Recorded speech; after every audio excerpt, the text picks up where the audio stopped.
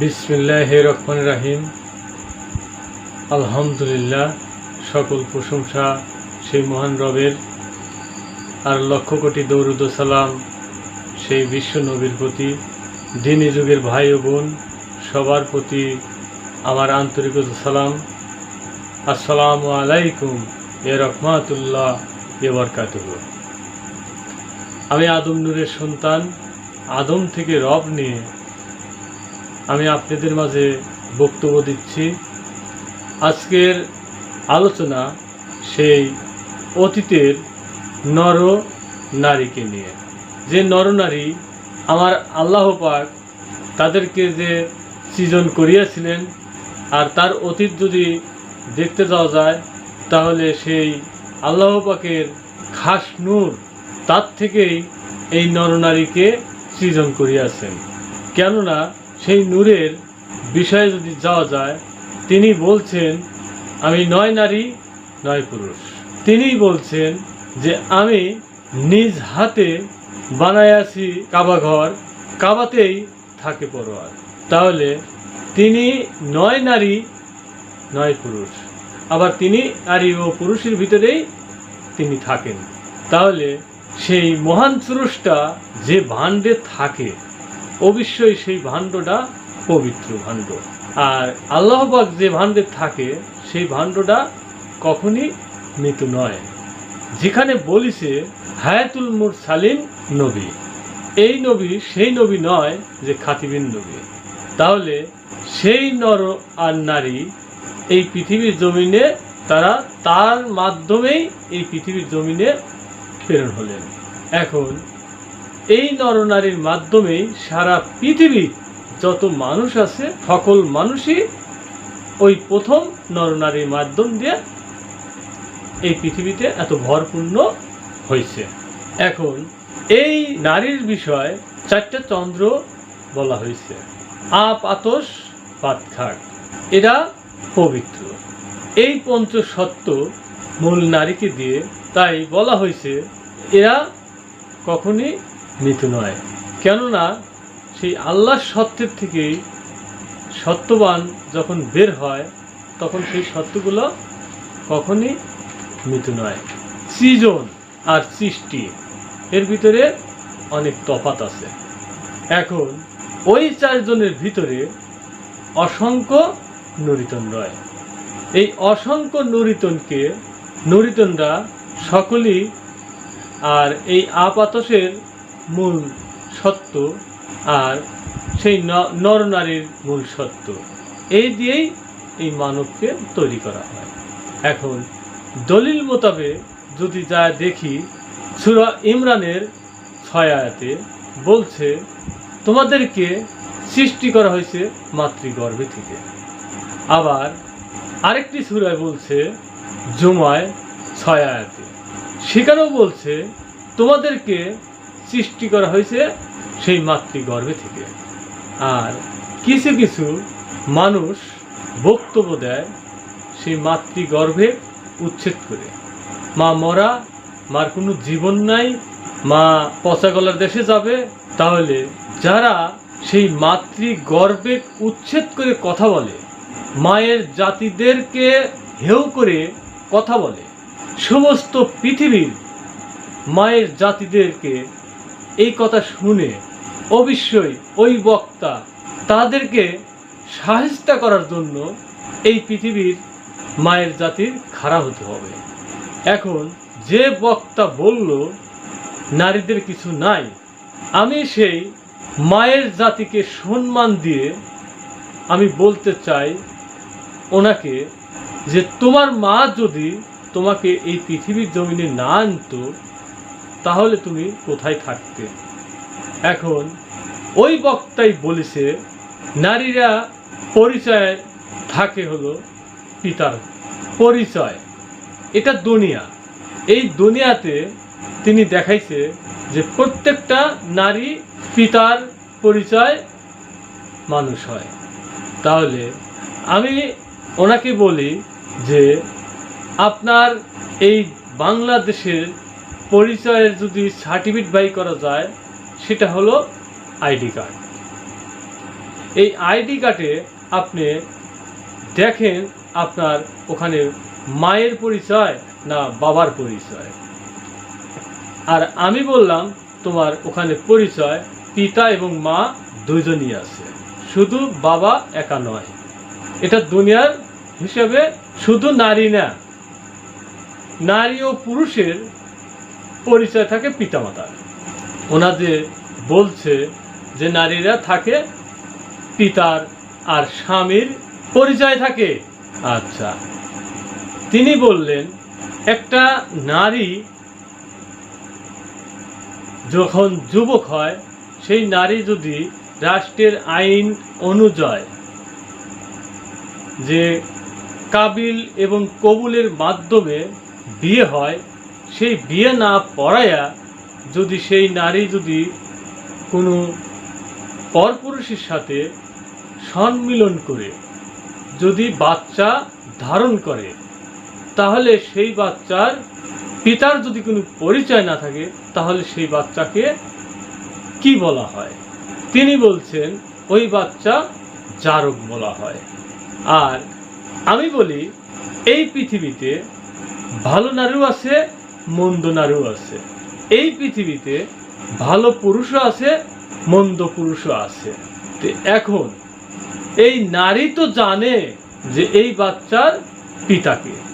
এখন সেই পিতার পরিচয় যদি সেই নারী গোপন রাখে, তাহলে এই দোষটা শুধু ওই নারী পাবে। কেননা মা জানে যে এই বাচ্চার পিতাকেরা, তাহলে ওই দোষটা ওই নারীর কাছে যাবে। আর যে ভালো নারী, সে কিন্তু ওই বাচ্চার পিতাকে সে কিন্তু তখন পরিচয় দেখাবে, এই রাষ্ট্রের আইনের কাছেই আশ্রয় নেবে। এখন আমাদের এই এলাকায়, আমাদের এই গ্রামে একটা পাগল মেয়ে ছিল। সেই পাগল মেয়েটি খুবই ভালো, কিন্তু পাগল। তখন এই পাগল মেয়েটাকে আমাদের এই মহল্লার, আমাদের গ্রামের সবাই তাকে দেখে শুনে রাখে যে এই মেয়েটার উপর যেন কেউ নির্যাতন না করে এবং কোনো খারাপ কাজ যেন এই মেয়ের সাথে কেউ না করে। কিন্তু মেয়েটা পাগল, সবাই ভালোবাসে, কিন্তু মেয়েটা আসলে ভালো, সবাই ভালোবাসে। তে কুচরিত্র একজন পুরুষ, সেই পুরুষটা ওই পাগল মেয়েটার সাথে সম্মিলন করছে। পাগল বুঝতে পারে নাই, হয়তো কিছুদিন পর সেই পাগল মেয়েটার গর্ভবতী হয়ে গেছে। সেই মেয়েটা যখন গর্ভবতী হয়ে গেছে, তখন এলাকার লোকজন দেখছে যে সর্বনাশ, এই তো গর্ভবতী হয়ে গেছে, তাহলে এর সাথে কোন পুরুষ এই কাজটা করলো? তাল্লাশা শুরু করলো এবং ওই মেয়েটার কাছে আকার ইঙ্গিতে বলল যে তোমার সাথে এই কাজ কে করেছে? তখন ওই পাগল মেয়েটা সে আকার ইঙ্গিতে এই মহল্লাবাসীকে ডেকে নিয়ে যায়, ওই যে এই কাজটা করেছে ঠিক তারই কাছে নিয়ে গেছে, ইশারায় দেখাইছে এই কাজ এই করেছে। তখন যুবক ছেলেরা, ময়মুরব্বীরা, প্রধানরা তখন তাকে চাপিয়ে ধরছে। যখন চাপিয়ে ধরছে, তখন সে স্বীকার করছে, হ্যাঁ আমি এই কাজ করেছি। তাহলে পাগল মেয়েটার পেটে যে বাচ্চা আছে, সেই বাচ্চার বাবাকে সেই পাগলও কিন্তু দেখা দিচ্ছে। থাকতো আরো ভালো ভালো মায়ের জাতি।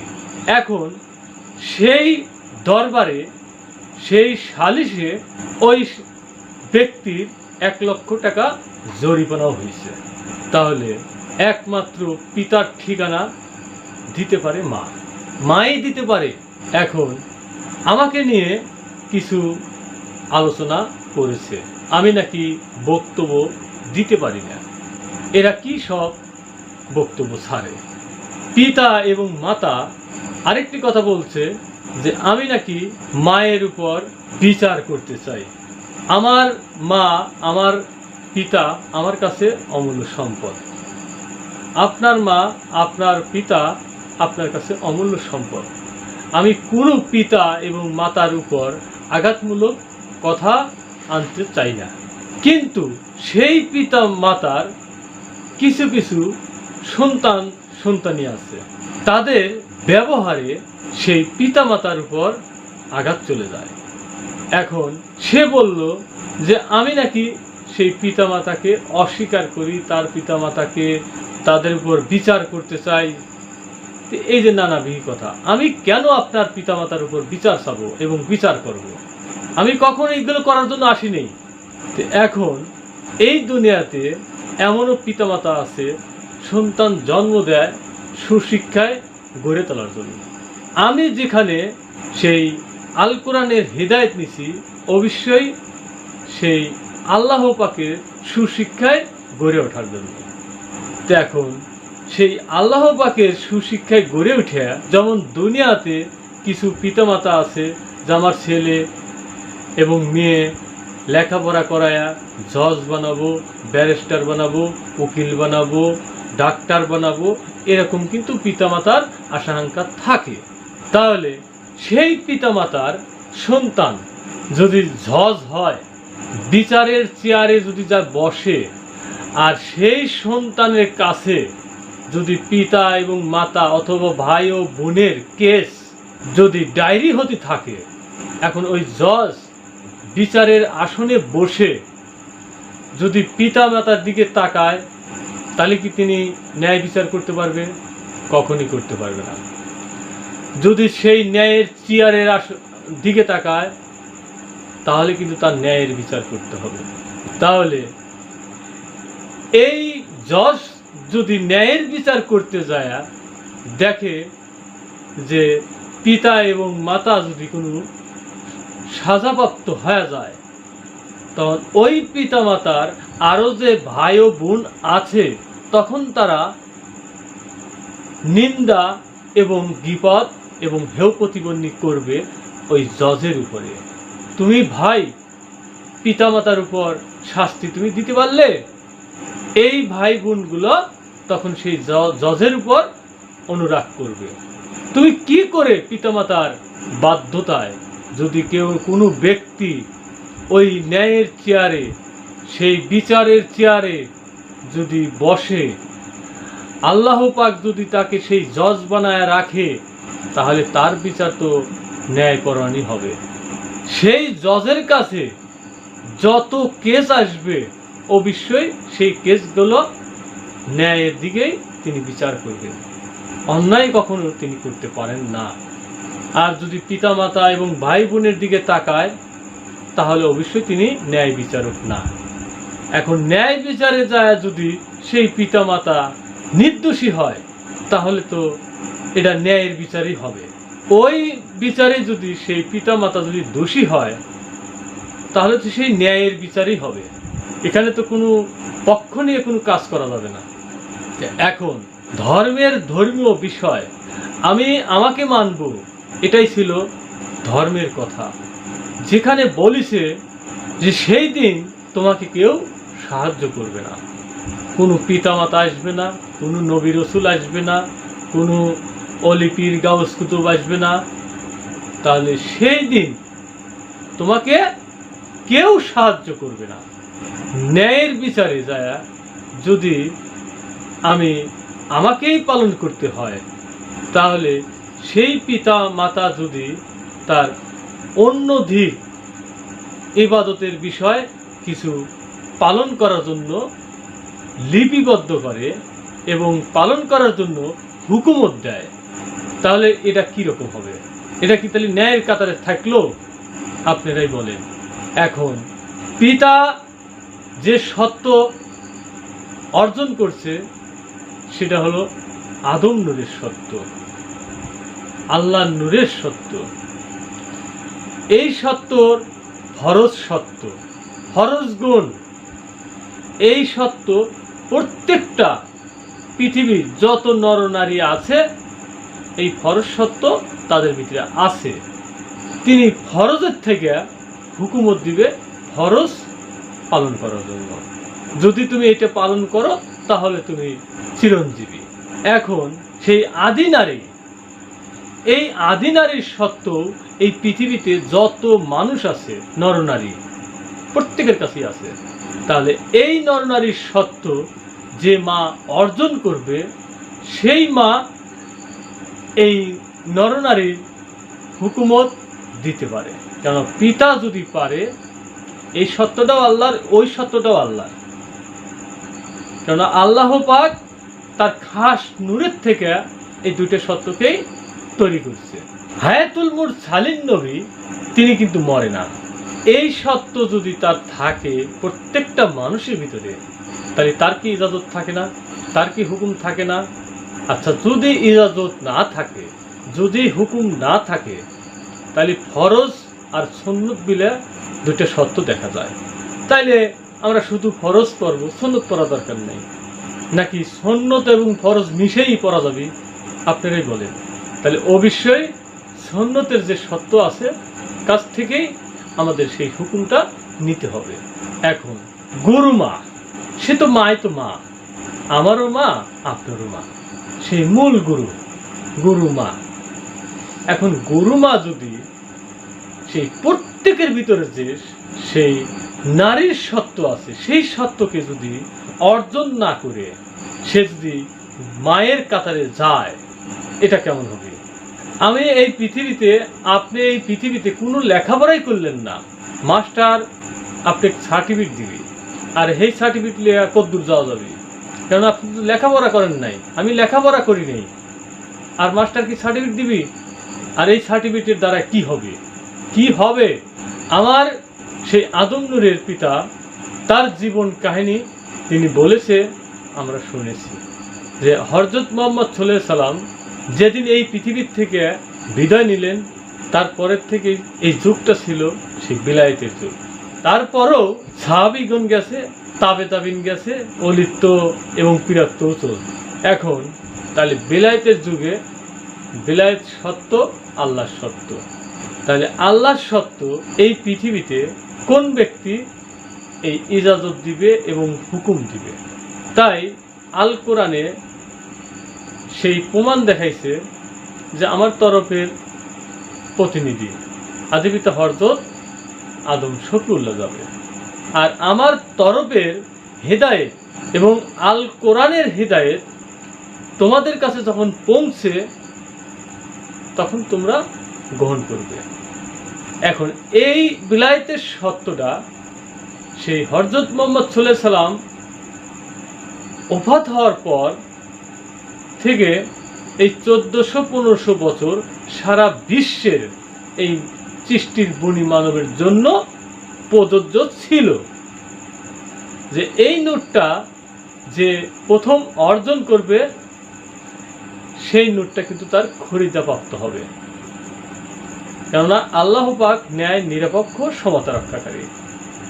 আল্লাহ পাক যদি সরাসরি আমাকে দিত, তাহলে তো এই পৃথিবীতে কোটি কোটি মানুষ আছে, তারা কি অপরাধ করছিল?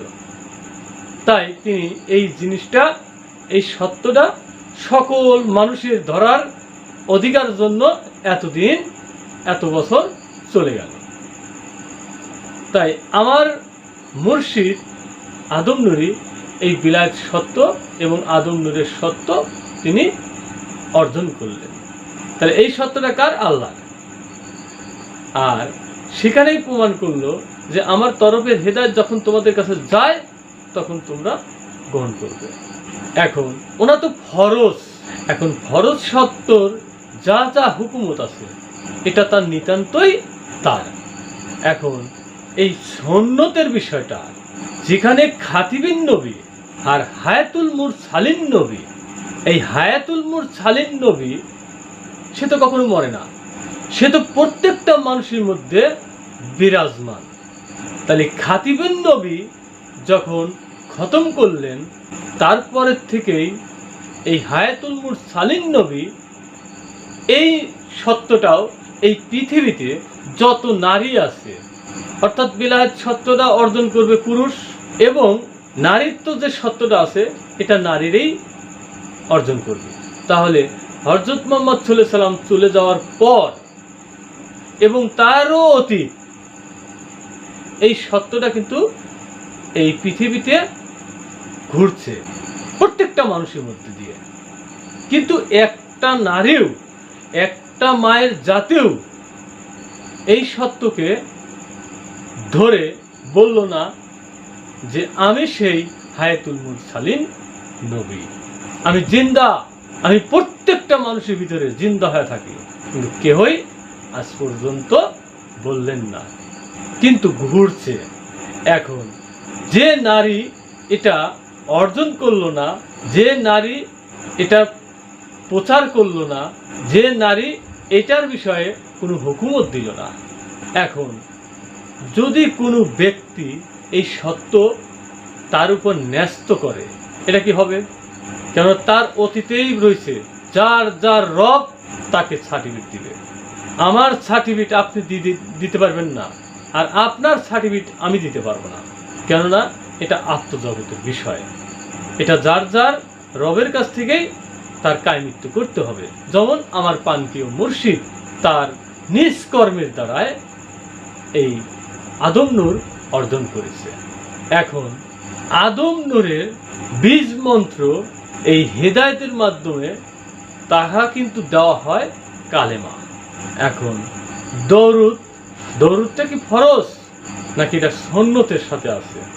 এখন এই দরুদ তো হবে সেই হায়াতুল মুরসালিন নবীর নামের সাথে। এই পৃথিবীর মানুষ কে মানবে না মানবে সেটা তার বিষয়, কিন্তু তার সাথে যে হায়াতুল মুরসালিন নবী আছে এটা অস্বীকার তিনি করলেও তার সাথে থাকবে। কেননা সে জানে না, বোঝে না, তাই তিনি অস্বীকার করছেন। যেখানে আল্লাহ পাক প্রত্যেকটা জিনিসের জোড়া জোড়া করছে। নরনারী, নারী থাকলে পুরুষ আছে, আর পুরুষ থাকলে নারী আছে। মূলে গেলে পরে একজন, যার কথা বলছিলাম যে সেই আল্লাহ, সেই মূল আল্লাহ, যিনি বললেন আমি নারীও নয় পুরুষও নয়, আমি নারী আমি পুরুষ। তাহলে এই দুটো সত্যই কিন্তু সেই মূল আল্লাহর। আর সেই মূল আল্লাহর সত্যকে যারা অস্বীকার করে তারা কারা? যে পিতা এবং মাতাকে দোষ দেয়, যে পিতা গন্ধম খায়া অপরাধী, সেই মূল মাতা আদমকে সিজদা না দেওয়ার কারণে সে অপরাধী। এই কথা বলল কে? অবশ্যই সেই নুরিতনরা। এই দুনিয়ার মানুষ বলে নাই, ওই নুরিতনরা বলছে। এই নুরিতনরা আসলো কার থেকে? ওই চারজনের থেকে, আপাতস ভাত খাক তার থেকে।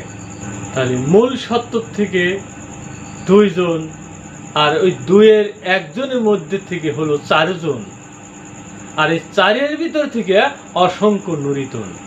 এই নুরিতন সত্যরা পিতা মাতার উপর দোষ চাপাইছে। আমরা পৃথিবীর জমিনে যাব, আমরা আগে ধর্ম দেব। তারপরও আবার তারা কৌশল করে তারা বলেছে আমরা আদমের সঙ্গী, দোষ দিয়ে গেল সেই মাকে। মা মানল না, আর মা তো ছিল তার পরম বন্ধু, সেই নরনারী। আমার বিষয়ে আম্বিয়া আপা কিছু কথা বলছে, আমি নাকি বক্তব্য দেওয়া জানি না, মাকে অস্বীকার করি, মায়ের সাথে বাহাস করতেছি না। আমি কখনই আপনার মায়ের সাথে আমি কোনো বাহাস করছি না। আপনার মা যদি সেই হায়াতুল মুরসালিন নবীকে যদি অর্জন করে থাকে, অবশ্যই সেই সত্য যেহেতু আমার কাছেই আছে, আমি তাকেই যখন মান্য করছি, তাকেই যখন আমি সম্মান করছি, অবশ্যই সেই সত্য যদি আপনার মা অর্জন করে থাকে, তাহলে অবশ্যই এই সম্মান আপনার মা পাবে। আর যদি না করে থাকে, সেটা অর্জন না করে থাকে, তাহলে এই সত্যকে যদি সেই মুক্তা করে থাকে, তাহলে কি পাবে? তাহলে যে অর্জন করে থাকে সেই তো পাবে। এই মুক্তাকে আপনি বলেছেন, এই মুক্তা বলতে তো সেই আওয়ালে কিছু নাই, আওয়ালে মুক্তা বলে কিছু নাই। ওখানে মুক্তা বলে থাকবি কি? মুক্তা কন্যা, কন্যা বলতে ওখানে কিছু নাই। এই কন্যাও সেই মায়ের ভিতরে ছিল মা হয়ে, এই কন্যা ছিল সেই মায়ের ভিতরে মা হয়ে। কারণ মায় যদি না থাকে তার কন্যা আসে কোন থেকে? কন্যা হয় কিভাবে? তাহলে অবশ্যই সেই মায়ের ভিতরে মা হয়ে ছিল। মা যখন তাকে পার করে দিছে তখন তার নাম হয়েছে মুক্তা। এই জেনোরা বলতেও কিছু নাই ওই আওয়ালে। যদি সেই আওয়ালের সত্য আপনারা দেখতে চান, তাহলে অবশ্যই সেই হায়াতুল মুরসালিন নবী যেটা জিন্দা, সেটা তো আছে। আমার বড় ভাই জাহাঙ্গীর আলম সে বলছে, জমি নিয়ে আমি একটা বক্তব্য দিছিলাম, সেখানে নাকি ভুল হয়েছে। আমি এই দুনিয়ার যে সম্পদ কিভাবে দলিল হয় আমি সে বিষয়ে বলেছি।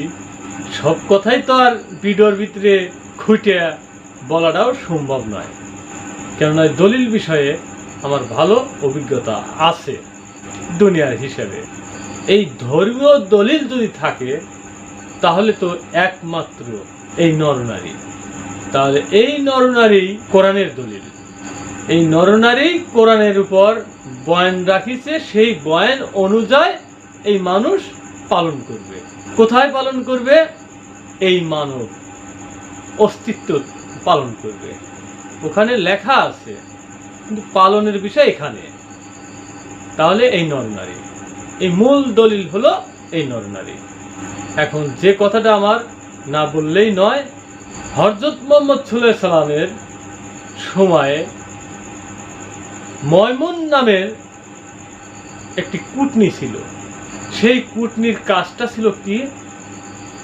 নবীজি যে পথে হাঁটে সেই পথেই তিনি কাঁটা গাড়ে। যে নবীজি হেন্দে যাবে তার পায়ে কাঁটা ঢুকবে। এখন এই ময়মুন কুটনি ওখানে যদি থাকে, এখানে কি থাকবে না? তাহলে এই ময়মুন কুটনিকে বাইসে বাইর করতে হবে।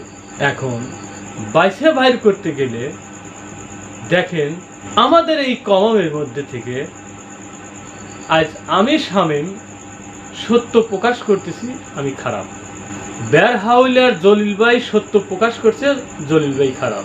ঢাকার বকুল আপা সত্য প্রকাশ করছে, বকুল আপা খারাপ।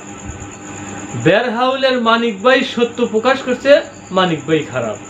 পোতাজিয়ার চাঁদ বাবু মেহেদি তিনি সত্য প্রকাশ করছে, তিনি খারাপ। তাহলে আরো আছে, আরো আছে। তাহলে বেবা কি খারাপ? এই ময়মুন কুটনি ভালো হয়ে গেল। সত্য নিয়ে যখন যে দাঁড়াবে চায়, তখন এই ময়মুন কুটনি আগে কাটা ফেলায়। কারণটা কি? এখানে তো স্বীয় ধর্মের কর্ম মানতে দিছে। আমার ধর্ম আমি মানবো, আমি তো অন্য কারো ধর্ম মানবো না, এই কথা বললেই কাটা ফেলানো হয়। কারণটা কি? তো এই ময়মুন কুটনি বাইসে বাইর করতে হবে। আজ আমাদেরকে খেলাচ্ছে এই ময়মুন কুটনিদের সাথে যারা আছে তাদেরকেই আমি বলি, ভাই ভাই ও বোন, তোমরা সতর্ক হও। এদের মতন কিন্তু তোমাদেরকেও কিন্তু এক সময় খেদানি খাইতে হবে। আজ আমরা হয়তো এতটুক আঘাত পাইছি, আর সেদিন কিন্তু আপনারা পুরোপুরি আঘাত পাবেন এই ময়মুন কুটনি থাকা অবস্থায়। এখন সেই ময়মুন কুটনি আপনারা চিহ্নিত করতে থাকেন, যেখানে সকল কিছু তারা স্বার্থের কাজ করতেছে। ধর্ম কি স্বার্থ নিয়ে হয় নাকি আত্মগুণে হয়?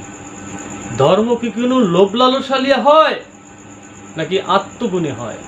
রব্বের জাতে আদম, রব কাকে কয় তার বর্ণনা নাই। আমি সেই নফসিয়ালয়ে গেছি, আমি আদম নূরের সন্তান, আমার পিতা আদম নূরের সাথেই এই কথা নিয়েই শুক্রবারের দিন নামাজের টাইমে আমাকে ডাক দিয়ে বলল, শামীম আমি আদম নূরের সন্তান নামে তুমি কি আইডি খুলছো? বললাম হ্যাঁ খুলছি আমি। তাহলে তুমি এর হাকিকত বলো।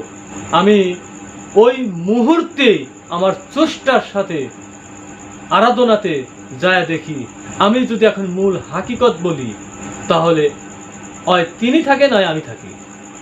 আমি বললাম না এর আগে যে আমি পিতার ভিতরেই পিতা হয়ে থাকি। আদম নূরের কখনো কোনো বাক বর্ণনা হয় না, নূর নুরি, নূর নুরি। তাহলে আমি তার কাছে বলছিলাম যে আমি এই নাম স্বইচ্ছায় দেই আর নয় অজ্ঞ অবস্থায় দেই, আমি নাম দিছি। তখন তিনি বলল এই নামের সত্য ব্যবস্থা করো। তাহলে এই নামের সত্য ব্যবস্থা করতে যায় আমার সেখানে দাঁড়াতে হচ্ছে। আমি এমনি এমনি আমি আদম নূরের সন্তান বলিনি। হিদায়েত নিছি, হিদায়েতির সন্তান আর নূরের পরিচয় দেওয়া সন্তান অনেক তফাৎ। যেখানে সকল কিছু মিথ্যার আশ্রয় নিয়ে চলে, আর আপনারা তাদেরকেই সাপোর্ট করছেন, তাদেরকেই ভালোবাসছেন। আপনি তো ন্যায় বিচারক হবেন না, পক্ষপাতী বিচারক হবেন, করতে থাকেন, তাতে কোনো আপত্তি নেই। আমি এর আগেও বলছি, এখনো বলছি, আমাকে আপনারা ভোলায়েন না। আমি যে মায়ের সম্মান উচ্চ আসনে তোলার জন্য এসেছি, যে পিতার সম্মান উচ্চ আসনে তোলার জন্য আমি এসেছি, একমাত্র এই ময়মনকুটনি পথে পথে কাটা ফেলায়, তার কারণটা কি? এটা কি আমার ভাই বোনদের চোখে পড়ে না?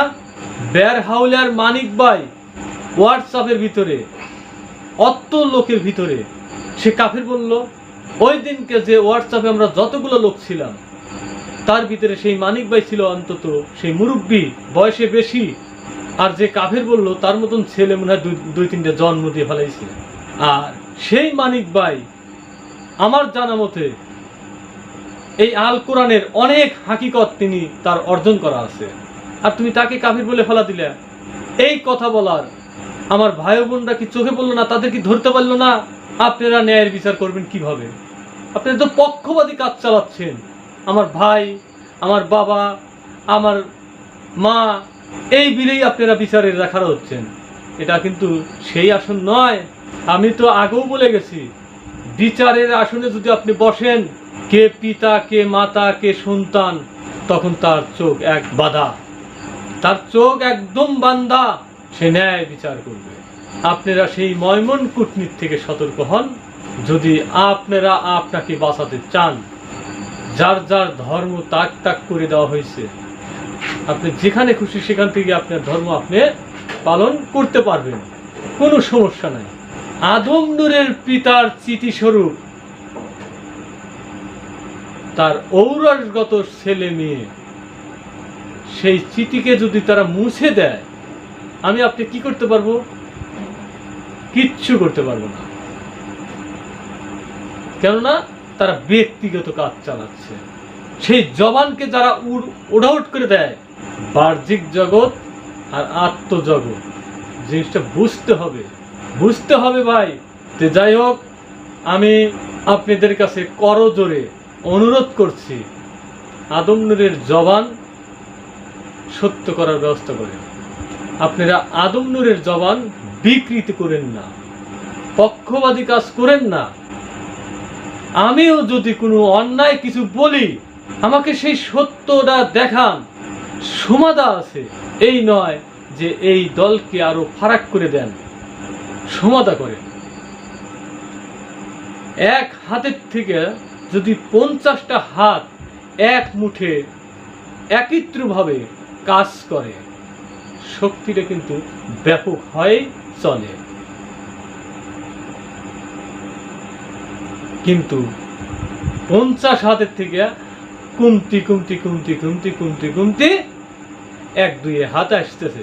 কেন তা হবে? কেন 50-এর কাছে 150 হবে, 500 হবে, 1000 হবে? এই পরিকল্পনা তো আপনারা কেউ করছেন না।